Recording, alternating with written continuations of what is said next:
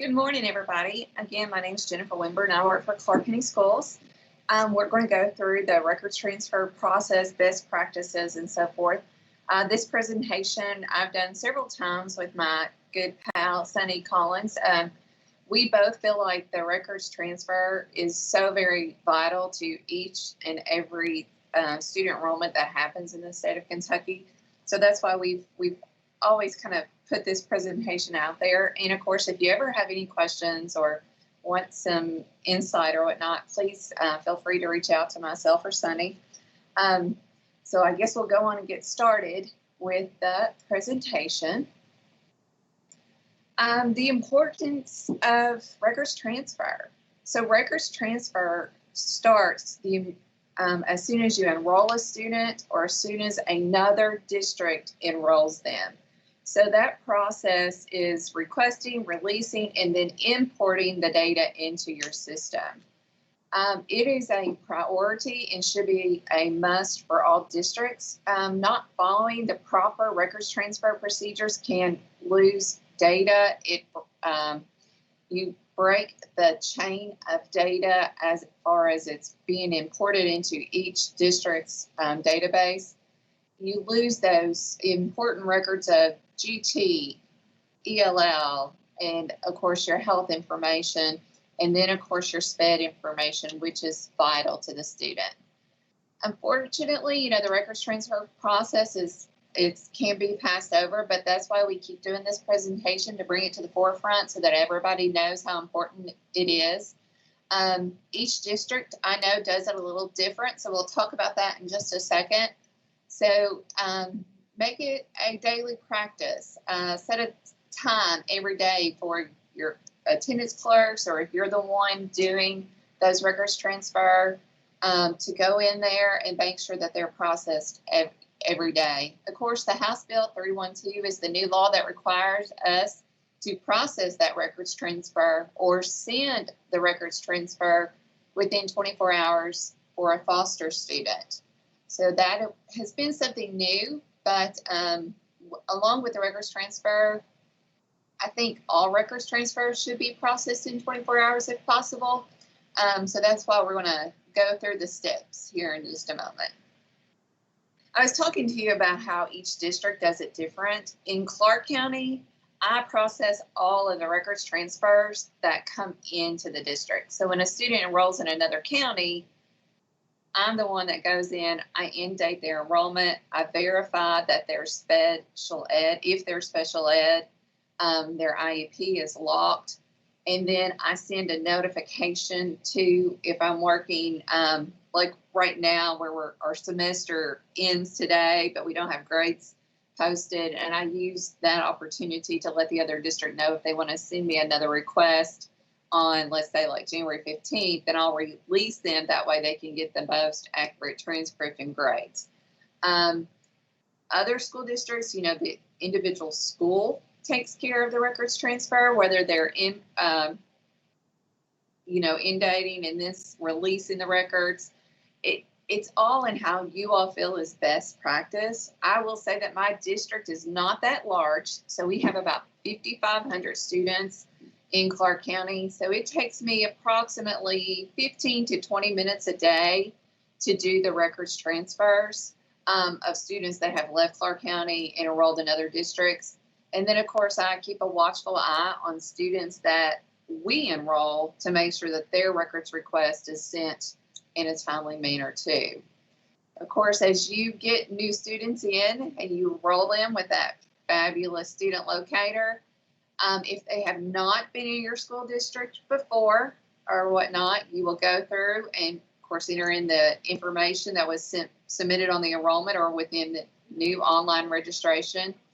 Make sure that you double check and verify that the student that you're about to enroll is the actual student that is in your district. Double check that birthday, double check the spelling of the names, and then, of course, look at the accuracy of the search. Once you've enrolled them and they have not been in your district before, you will be prompted automatically to submit that records transfer. You can use this comment box if you want to do a little note to them explaining, we're enrolling them or submitting the records request to you today, but they're not going to start with us until Monday. So that little comment box, I think, is underused, and that's something we can use to communicate back and forth between our districts a little better. And again, once you have that information ready, you hit the submit button. I want to point something out just real quick, though. When you are entering in your staff into Infinite Campus, if you will go on and enter in their email address, sometimes that's very beneficial, especially for those at the district level who need to work with enrollment overlaps. That way we can say, come back to the records transfer and click on that email address and just say, the student was enrolled with us on such and such day. Could you correct the end date of your enrollment? So that's just something that I think is very beneficial for us all to help our workflow move. Okay. So like I said, if they're new to your district, this pops up, you're ready to hit submit, and the records transfer process goes from there.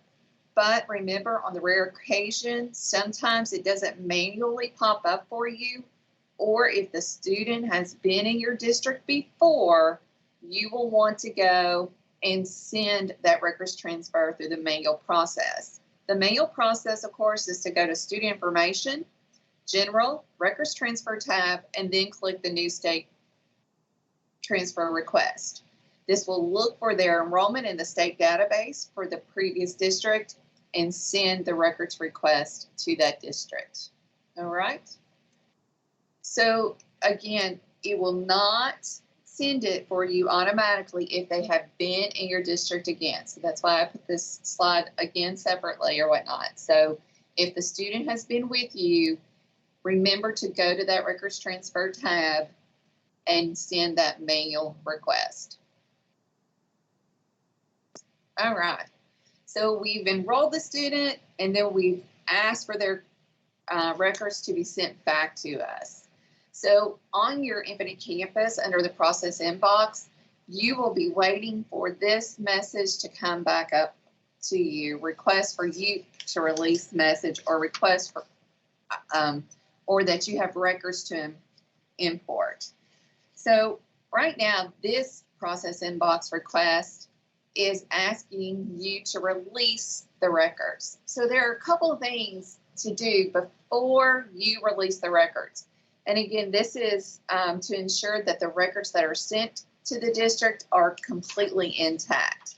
So I go through and I click on the student, and if we're in school, I verify that that student was marked absent for that day or the previous day.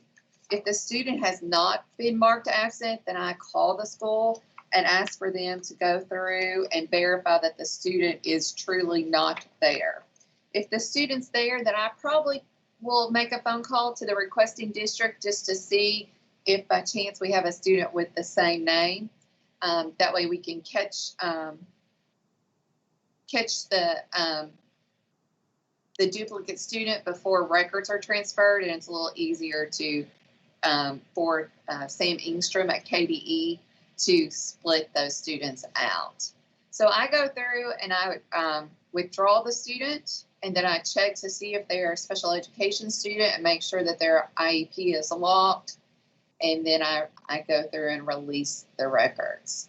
Of course, the messages that appear are transfer released. Excuse me, I went one too many. Let me go back. Request, waiting, transfer complete, and so forth. Here's the definitions if you ever want to know what those truly mean. All right, so releasing the records. So once I verify, to complete the release process, I click on the message in the process inbox. Then I'm directed to the records transfer tab. And then here is where I click on it, and then I release the records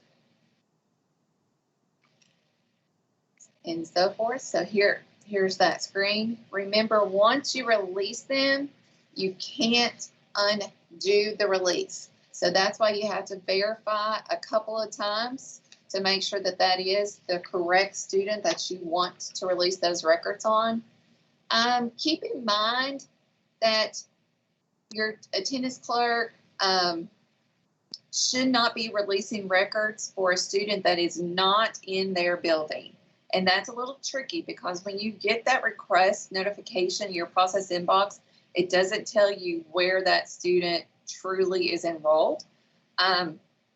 So that is something that you need to train those that are processing the records request to verify that that is truly their student, go through and mark the withdrawal, and then verify that the records are ready to be released. You should never release or ignore requests for students that are not in your building. So if I'm an attendance clerk at an elementary school and I have 4 other elementary schools, if I see that student on my screen, I'm just going to click on it, just remove that process request, because if I reject it or ignore it, then that removes it from the system, and my partner in the other elementary school kind of has to do a little digging to go and find that records request. All right. Campus does have a script, but it takes 24 hours for it to run, and with the new House bill, we're trying to make sure that those records requests are released and sent within 24 hours. But there is a script that will run for you overnight and just show for you who the students are in your building that has a records request or records to import. Okay. All right, receiving records. This to me is the fun part. I enjoy the receiving of the records. So once the records have been released from the prior school, you'll get the notification in your process inbox, and that means you're ready to go through and import them. Receiving schools will receive a message to be taken to the records transfer tab to import. So once you click on that transfer release button, then you're taken to the import tab for you to look at the data, verify that it's accurate, and then you're ready to import it. So under the transfer documents, those are all records that you can view or print. They open in a PDF. Some districts do use the documents upload tab of the PLP if there's anything in there that they feel like is important and they need to save. And then, of course, you have your data imports. The availability for actual import of prior district receiving districts, maintaining the chain of data and continuing the service, such as gifted and talented, special ed, and of course we now have the EL import wizard. You always want to make sure that that student that you're ready to import those records for is truly the right student on the screen. Because once you import it, it does take time to go back through and remove that information to import the new or whatnot. So when you're looking at this data import line, if you see that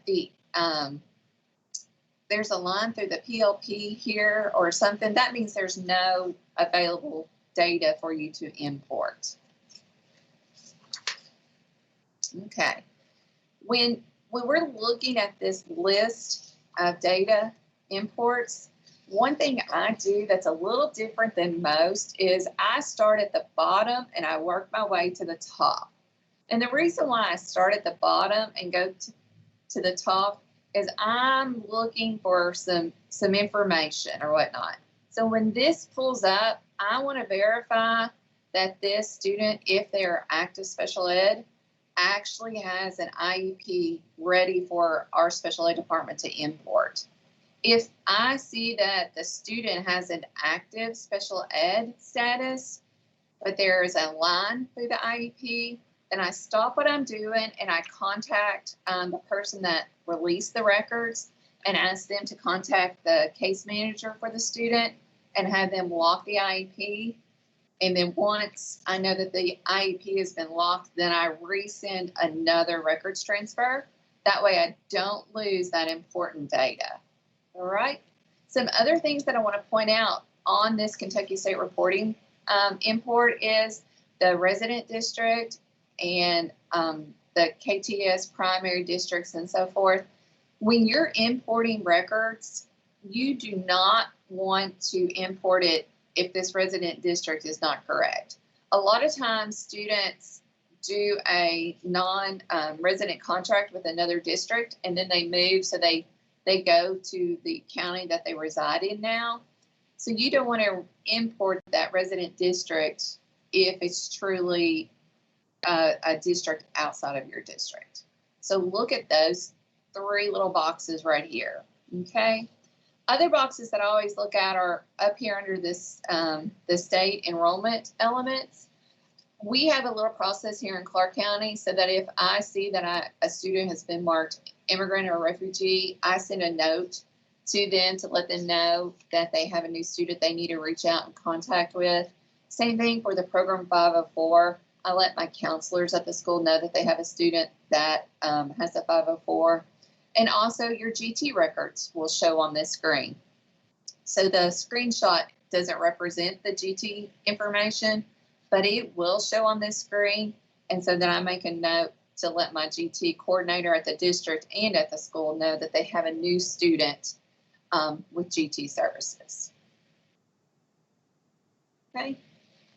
All right. So again, we'll go back over that real quick. The Kentucky State Reporting Wizard. This wizard is where you receive the gifted talented data, school accountability, and the LEP wizard. One thing I want to point out is the Kentucky data standards for the records transfer is fabulous. If you have any questions about the records transfer process, go out to KDE's website and find that data standard for records transfer and keep it with you. You know, that's one of the ones I would probably print just to make sure I'm doing it correctly.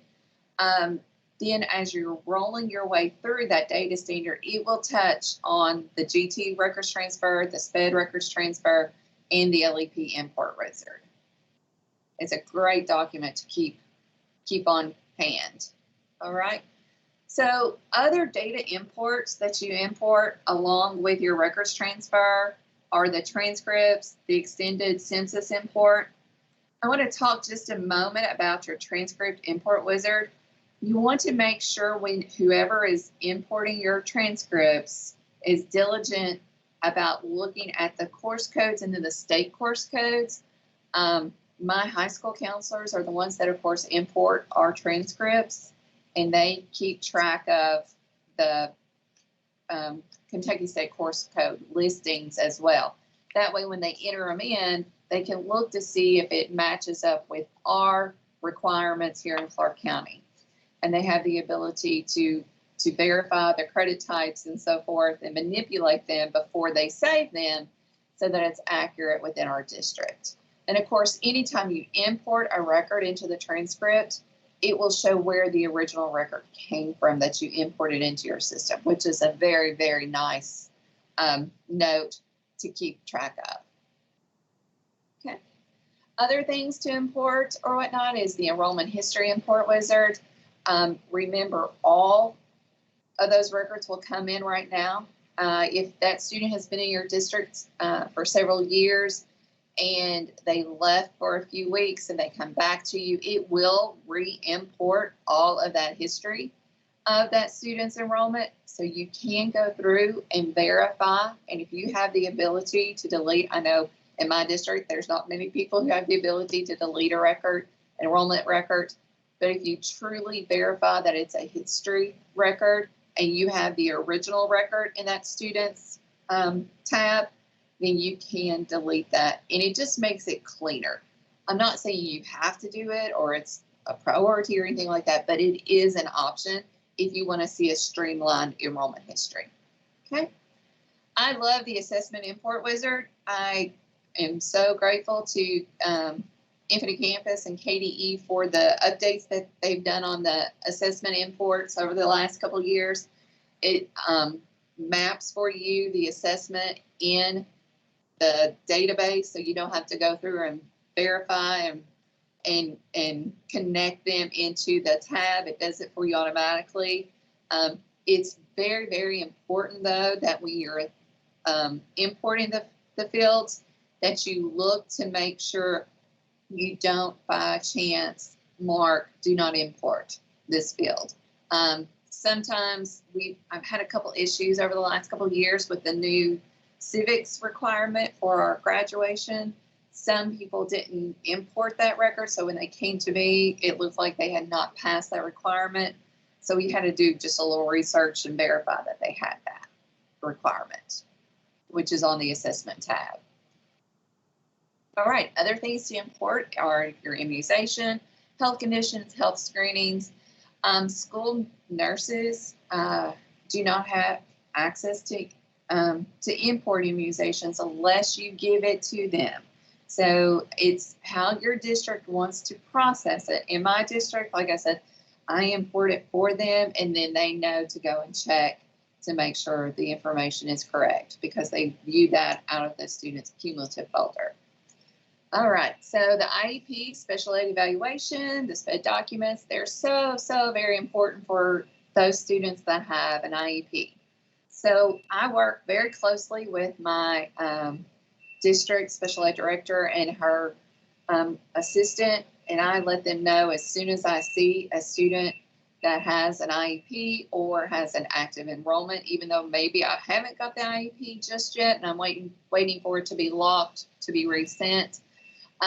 Communication is key. I feel like on this part, there is a specific data standard set for special ed records importing.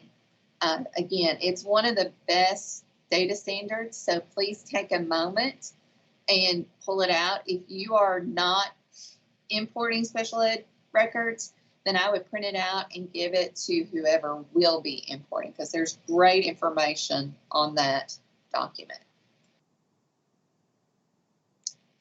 All right, so student records transfer. After you click the generate button for when you're sending the records to another district, it does take a few moments for it to complete the job. Running multiple records transfer at the same time will cause a lag within your system because it's pulling for different resources or whatnot. Oh, I'm sorry. I looked at the wrong slide on my desk. I apologize. So this is the new report that we're going to start talking about. And this report is excellent. I am so thrilled with this report. It's very easy to navigate. It has bright yellow highlights for you to view. The hard part about student records transfer, especially if you have individuals in your school building doing it, is making sure they're being processed in a timely manner. And again, with the new House bill, we have to do that for our foster students within the 24-hour window period. And that's why this report was designed, is to help us ensure that we are doing our job to fulfill the House bill. The student records transfer report is under the KDE reports. So it's Kentucky State Reporting's KDE report. This report, you can run it as a district or you can run it as an individual school. You do have to give tool rights for people to be able to pull this report. So after you generate this report, again, you don't want to generate it more than once because it does take some time to pull, and it will cause a lag in your system if you have it running multiple times. Again, this report is to assist district personnel in monitoring the transfer request of students enrolling or withdrawing from one Kentucky school district to another. The foster indicator will assist you. So let's go on and look at that report. We can talk about it as I go through. So here again, here is your path to get to the new report. The foster indicator is right over here. If you all are familiar with Excel, I use the data filter. So as soon as I open the report, I filter it kind of two ways. I pull it up and then I filter it on that foster student to look for any foster students that may have records that have not been sent, records request sent, or records that we have not received yet within the hourly period. But as I was talking about earlier, you see this report, the bright yellow will draw your attention to some information you want to take a look at, okay? So when you're filtering, you can filter it down so that you look for like the latest records. If you're a district system administrator, you can run this by your whole district or individual schools, but when you run it by the district, you can filter it by that date, and then that way you see your latest records transfer and then records requests that need to be sent.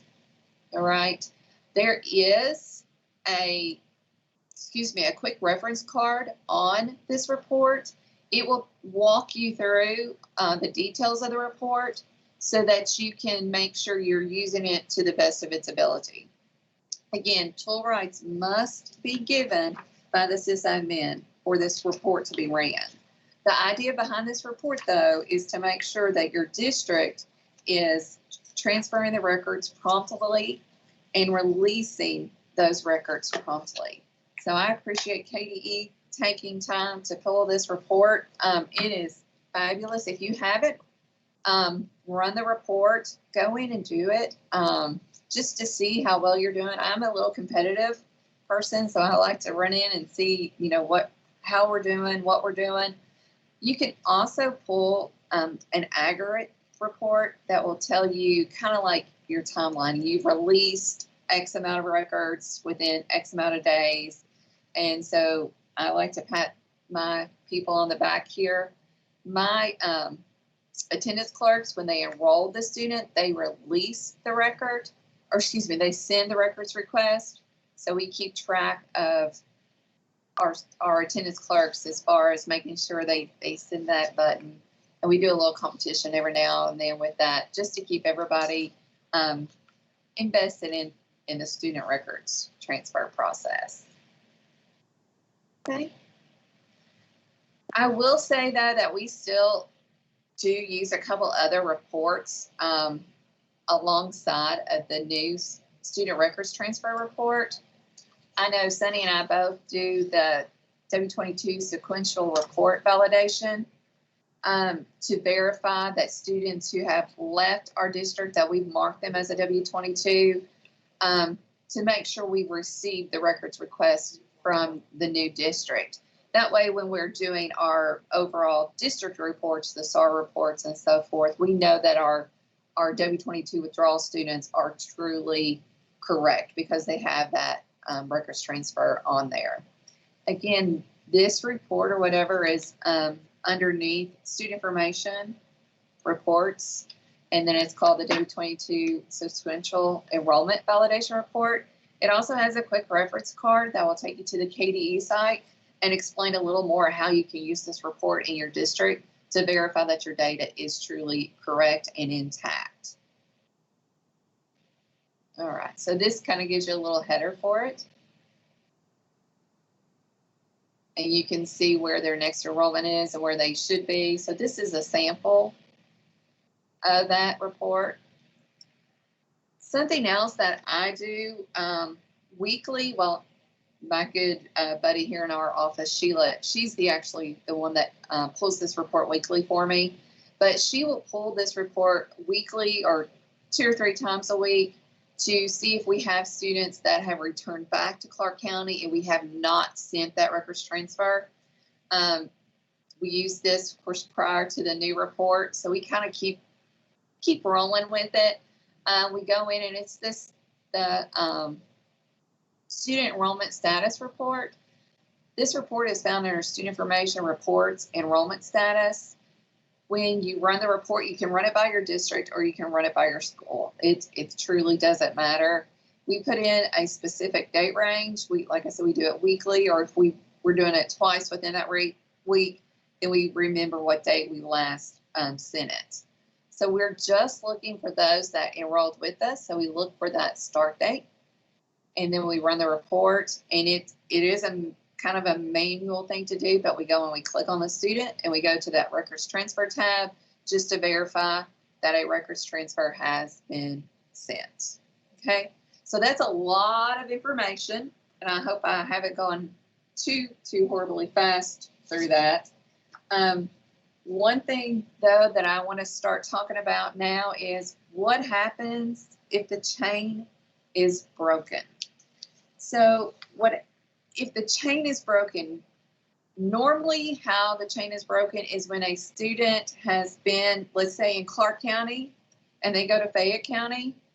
They leave Fayette County and they come back to Clark County, but we failed to send that second records transfer. So they went to Fayette County imported their records from Clark County, and when they came back to Clark, we did not send that records transfer. Well, that student is studying in Clark County now, but when they move to Bourbon County will send that records transfer. It will come to Clark County, but the data that we lose is the time that the student was actually in Fayette County. So it takes some time then to go back and find all of those records. So when the chain is broken, you have to kind of take and figure out the path of what the student has done. So you call the other districts. You have to do a couple of requests. So what I would do is send a request to Fayette County for them to release his records and then import them into my system in Clark County prior to releasing the records to Bourbon County. So that's a lot of little steps once that chain is truly broken. Sometimes you catch it within the first couple of districts movements. You will see that you don't have the right records, especially if you're going through the process before you release them to verify that, you know, everything is ready to be bundled up and sent to the next district. If you're following that, you'll catch it pretty quickly, and then you can reach out to that district and rebuild that record before you send it on to the next district. There is a couple of things that you can do if you cannot trace the steps. So in Infinite Campus, not only do we have the state transfer request, but there is the national request. Now this national request has to be turned on at each school district. Currently, we have 142 Kentucky districts registered for the national records transfer. And there's great information on that campus community about the national records transfer. You do have to read and sign the terms and conditions of the agreement and accept them for your district. When you do that, then it will be turned on. Campus keeps a pretty accurate count of how many districts are registered. If you're searching for a district and you can't find them by chance or whatnot, you can always click on campus community, do a search for national records transfer, and put Kentucky in there, and they keep a list. So like I said, there's 142 districts out there that have turned on the national records transfer. Now with this national records transfer, you will not get all the data though. So we like to keep as much data, together so that we don't lose it. So reaching out to the districts and finding the path that the student has moved and sending those state records transfer will make sure you obtain all of the Kentucky data. But if you just can't find it or whatnot, some things that you do receive when the national records transfer are the student's transcripts, enrollment history, assessment, immunization, and the health conditions and screenings. Unfortunately, the only things that you receive that is what you receive that you can import. You do receive some other information, but it's PDF, so you can't import it in. You have to go through, and if it's a GT record, then you would have to manually enter in the GT information. Same thing for the IEP and the special ed evaluations. That sometimes comes through as a PDF, but again, you do not have the ability to import it. So I guess that's why it's so important to view your information before the records are released so that you can try to catch those broken, where the chain's been broken before you send the records to another district. But we do have this option for the national records transfer request piece. All right. Anybody have any questions about that right off the top, or do we want to, I guess we'll save those for after we finish. Yeah, we've got a few questions here, but we can save those till we're done. Okay. All right. So the next thing that we're going to kind of talk about that is a part of the kind of a process inbox is not really a records transfer, but it will impact your records transfer or whatnot, is the missing child that is sent, the notification that is sent through the process inbox. So if you're a district administrator or the school administrator, DPPs, they're automatically giving the notification of a missing child. With the missing child notification, you cannot release those records until okay, let me start again. So basically you receive that this child is missing. That means he's been reported to the state police that he is not where he is supposed to be. His parents, guardians have reported him missing. So as this works its way through, you will keep a missing child notification, I do, on my process inbox until we find the student. I automatically send a notification to that school, to the principals and so forth, letting them know. My attendance clerks are my eyes at the school. So if we receive a missing child notification, then my attendance clerks, they kind of keep their eyes open for that child just to make sure, they might not be at home with mom and dad, but they're still coming to school. If any of this were to ever happen or whatnot, you will need to call the Kentucky State Police. That's my process. I call them because they will tell me who notified them that a child was missing. So then I know to contact either my local sheriff department or the local Winchester PD. One thing to consider when you are working with a missing child is you want to kind of keep your eyes and ears open in the school too. Students know a lot about their friends and what may be going on. So just keep in mind, that way you can give the information to the local authorities or to the Kentucky State Police. If you receive a records transfer from another district during the time a student is missing, you will not be able to release that record until the Kentucky State Police marks that child as found. So once the child has been found, then you can release it, but it does take some time.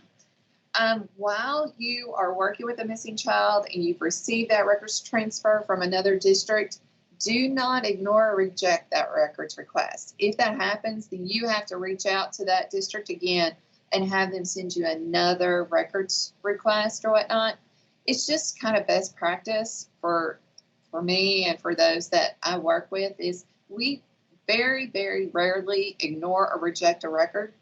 And in this case, in the missing child, do not ever ignore or reject the records transfer. If you keep it on your process inbox, it kind of reminds you that there's some legwork to be done. Okay. All right, so we talked about this briefly, but in order to give people rights to the missing child process inbox notification, you have to do a couple of steps. You want to ensure that the principal name and the email address is correct for your building administrators on your Infinite campus. To verify that, that's under System Administration, Resources, Schools, and School Detail. The head principal will automatically receive the missing child notification, but if you want others in your district, let's say the assistant principal that is in charge of behavior or your truancy officers, other people in your district can have the ability to see this process inbox notification. And so you have to go in and add them through their user rights so that they can see that. Of course, KD has a guidance on the missing child process inbox notification. So if you need to view that, it's a great little document to pull up and make sure you've got your rights set up. The user group is called Missing Child Group, and that was, of course, pushed down into all of our systems to make sure we give the correct notification. All right. So this is what it looks like inside of our Infinite Campus. The group is called Missing Child, and those that you wish to have that a part of their process inbox, you will need to add that right to them. Okay. All right. So this was a great enhancement, I would think, because previously, before we did the automatic process inbox notification, we had to go through and manually add the flag, and then after the child was found, we had to go back through and end date it once they were found. So this takes care of that process for us, which is very beneficial in keeping records and data intact. Okay.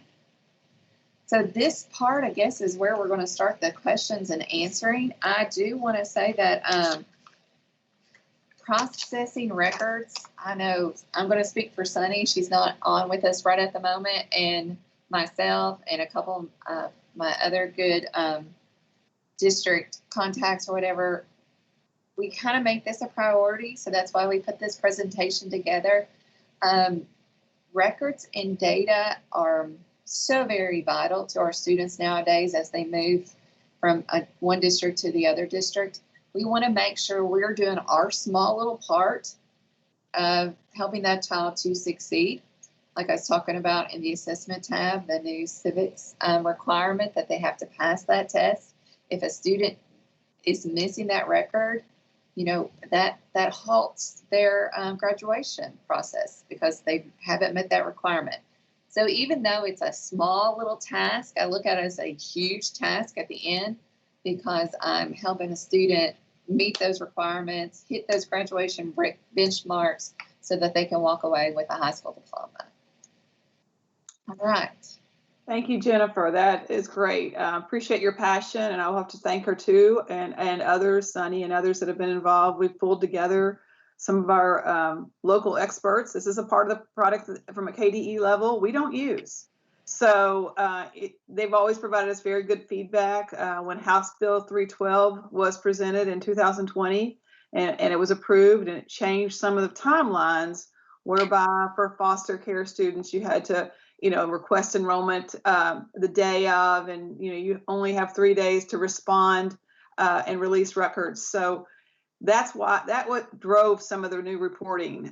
We've also looked to Infinite Campus, who's a good, you know, has always been a good partner to us on some improvements that can be made to the system. And if you look at the supplemental slides, and if you're still with us later today, you'll hear more about this. But there's some work that's being done now to add some additional detail in the releasing schools process inbox. So it will give you some information, you know, in your process inbox to indicate, you know, the district that's requesting the school, specific school and grade level that might help you as you process and maybe create some additional efficiencies. We heard those suggestions from our districts, and Infinite Campus has agreed to go ahead and put those in. What they're going to do is just copy that. They're going to set a due date if it's a foster care student, but remember, that's dependent on the foster care indicator already having set. And if it's not, then, you know, there's still going to be some manual, you know, just need to make sure, if you know it's a foster care student, to take some additional attention to the timeline. So that information's out there in the supplemental slides. Again, we'll go to it later today also, but please use the reports that Jennifer discussed to help you as you work through that process and make sure that you are releasing records timely as well as very thoroughly, because Jennifer's point on the fact that it's really the students' records really indicate the services they receive, and graduation and a lot of other things make them so important. So if you have questions, please make sure you put them in the Go Soapbox app at app.gosoapbox.com, and the access code is KDE data. It's in the agenda and it's in the emails that have gone out. But I think we do have a couple for you, Jennifer, to go ahead and get started with. All right. So let me get to the right one. Duplicate enrollment history. This is especially confusing when a student has left your county to be hospitalized in another county and then returns to your county. Transferring back and forth duplicates the enrollment history. Yes, that is correct. And so that's when I was talking about you can delete that duplicate or whatever. It comes through as a historical enrollment when you're looking at it through the student enrollment tab. One thing that I keep rolling around in my mind, and I will try to write up an enhancement, if we could have the ability on that enrollment history of a do not import, like a Clark County record, that would be very, very, very beneficial. So I will try to work on that. I know that they recently added the do not import on assessments and some other items. So I don't know how hard of a task that would be, but I think that would help solve that duplicate of the enrollment history. But again, when you're importing those in, and if you have the ability to delete them, and I get very nervous when I start to delete something or whatnot, it will show for you that is a historical enrollment. So it will show your original, like Clark County record will be up above the historical records that were imported. You can remove those so that it's a streamline of enrollment records.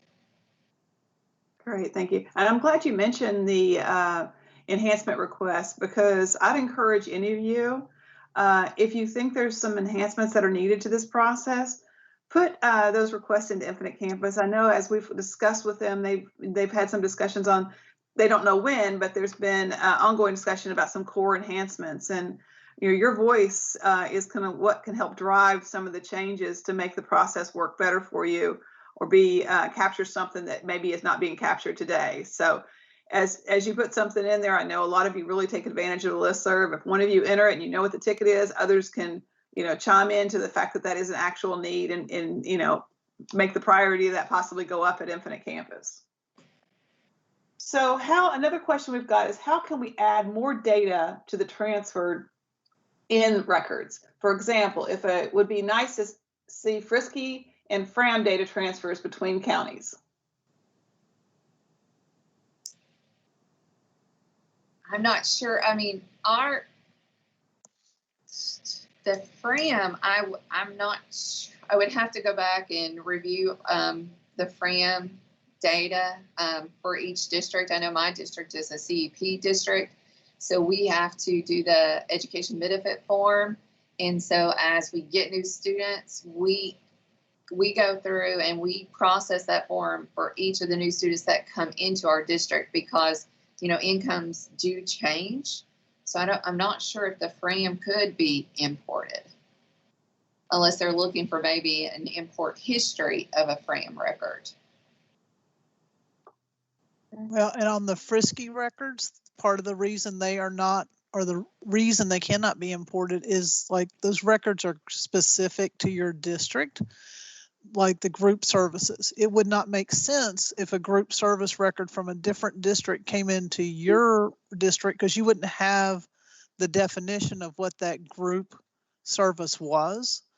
And they're kind of sensitive data on sometimes of the information that's included. So I can see where it could be helpful to know the kid has had services, the student has had services before, but I think that's part of the reason they're not imported. They have to be tied to an enrollment. Also, when you add a Frisky record, you pick the enrollment record first, and that enrollment would not exist in your district to tie that record to. So that's probably why we can't import those. But okay. So this isn't a question, but I think it's agreement with you, Jennifer. The comment is that we'd like to use the state published ad hoc filters, W22 with no records request and W22 with no subsequent records request. I guess it's to make sure that those have all been done. Yes, and it's it's something that's at a district level you're supposed to do before you start processing your growth factor report, your SAR report, your January growth factor. They're I wouldn't say required, but they're recommended that all of those are clean before you submit your overall district reports. Another plug for something you said is that it doesn't happen often, but when we get a student from Georgia or another school, any school that would utilize Infinite Campus, we generate the national records transfer and then get the records to import from Georgia or the other school. Yes, and that works. It works brilliantly with the national records transfer. Example, I had a family that moved to Clark County, Nevada, which is Las Vegas. And so we were going through, they were training actually in Nevada when a student enrolled or whatnot, and they knew that Clark County, Kentucky had their national records transfer turned on. So I sent them records, and then of course I imported the records when they came back to us after the family returned to Kentucky. There is a list, of course, of all of the districts and states that use Infinite Campus on campus community. So there are quite a few now statewide, state edition of other states that use Infinite Campus. So you can pull that up. But again, that district has to have their national records transfer turned on in order to get them. All right, got a question here. It says, I am a middle school records clerk. When I was trained 5 years ago, I was told that middle school transcripts are not necessary, only high school. Is that correct, or should I be importing middle school transcripts tab? That is a district-wide decision. You have to be very, very careful how you handle your transcripts. I know a lot of districts nowadays allow their 8th graders to go ahead and take high school credits in their middle school or junior high. So if you are a middle school or a junior high and they received a high school credit while in middle school, then you will want to import that. That way, when they roll up to the high school counselors know that they've already met that requirement for that course. You have to. It's very iffy. Our district, we look at that transcript that is sent to us. You do have the ability to import or not import transcript information into your system. So if it is a high school credit, you could just import that high school credit and not the other middle school credits. But again, that's your district's decision. But as far as the high school credit transcript, that needs to be imported. That way the student doesn't have to retake that course when they get to the high school. Thank you. Okay, another question. I received a transfer request today for a student that left our middle school for another state. That student is back in Kentucky, but a high schooler now. I did release records for the new Kentucky high school, but he is not in my building right now. Is that okay? Yes, so you release them to the other state. That's fine. So if he's back with you in at the high school or whatnot, have that high school person do a national records transfer so that you can import the records or print the grades and so forth for the student that they received in the other state. Is that? I think the wording? I think maybe the situation was they left in middle school and went to another state. Now they're back in Kentucky, but not in the same district, and they received a records transfer request. All she would have to provide would be the records from middle school and previous to transfer. But that's still okay, isn't it? Oh, yes. Yeah, that's still okay. But they'd still want to get the records from the other state, and maybe they could possibly do that through the national records transfer. Yes, that's correct. I know enough to be dangerous, and I understand that. Jennifer, can you explain the difference between I know the records that come are different, but why would you do a state request versus a national request? I think that might be the confusion here. Okay, so the state request will allow you to import that Kentucky's specific information. And it allows you to import the IEP information, the EL information, and so forth. At all times, you should try to do the state records transfer from one district to another district. For some reason, if you receive a student in your district that their records have not been imported as they've moved from multiple schools, multiple districts, you can rebuild some of that information by using the National Records Transfer. I will tell you that last year I received a youngster, and he had been in it. This was, I want to say, somewhere right before Christmas, so in December or whatnot. But this young man had been in 9 districts from August through that December timeline. And we missed out on 4 districts' information because he was only there for a day or two before he moved again.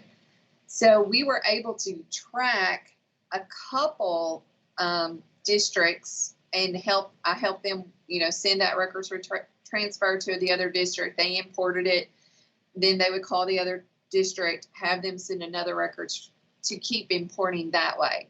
But we got to the point that we missed a district of where he was enrolled at. So it took some findings, but the next district, that's when I used the National Records Transfer so that I could get that enrollment history to keep his history intact. So we ended up not finding one district that he was in that time period, but by working with, of course, his family to try to figure out where he was, and then other districts, we rebuilt 3 or 4 district records of enrollment by helping each other out, by calling and say, you import the records, I'll send a records request. And then that person imported them again. But we got to the point where we lost where he went. So what I did was the National Records Transfer to that one district where we stopped, and I was able to import in just those specific files, the enrollment, the immunization, the health conditions, and so forth. But we did get a PDF of, his IEP through that process. Did that make sense? The difference? Yes, and just one difference so everybody understands, when you do the state request, state edition looks to see where the student was last enrolled before you.